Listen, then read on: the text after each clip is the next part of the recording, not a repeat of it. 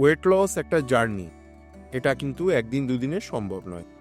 কিভাবে আপনি weight loss করবেন এই নিয়ে আমি আজকে 4টে টিপস দিচ্ছি। নাম্বার 1, আপনার খাবার থেকে কার্বোহাইড্রেটকে যতটা সম্ভব কমিয়ে নিয়ে আসুন।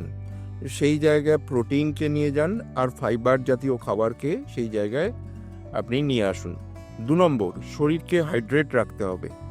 তার জন্য সাফিসিয়েন্ট অ্যামাউন্ট ওয়াটার ইনটেক করা খুবই জরুরি। 3 নম্বর পয়েন্ট, ভালোভাবে ঘুম। দিনের মধ্যে অন্তত 6 থেকে 7 ঘন্টা ঘুমের খুবই দরকার। 4 নম্বর পয়েন্ট, সবথেকে বেশি যেটা দরকার সেটা হচ্ছে এক্সারসাইজ বা ওয়াকিং। ব্রিস্ক ওয়াক কিন্তু ওজন কমানোর জন্য খুবই আইডিয়াল। যারা অতিরিক্ত ওবেসিটির জন্য ফিজিক্যাল অ্যাক্টিভিটিস করতেও সমস্যা হচ্ছে তাদেরকে আমি বলবো ডায়েট মেনটেন করুন। আপনারা ম্যাক্সিমাম যে খাবার সেটা সকালবেলা ব্রেকফাস্টে খান এবং ডিনারটাকে যতটা কমিয়ে আনা সম্ভব সেটাকেই করুন। দরকার হলে ডিনার স্কিপ করুন, কার্বোহাইড্রেট বাদ দিন। আর এই বিষয়ে আমার একটা ভিডিও আছে যেটা আমি কমেন্ট বক্সে দিয়ে দেবো।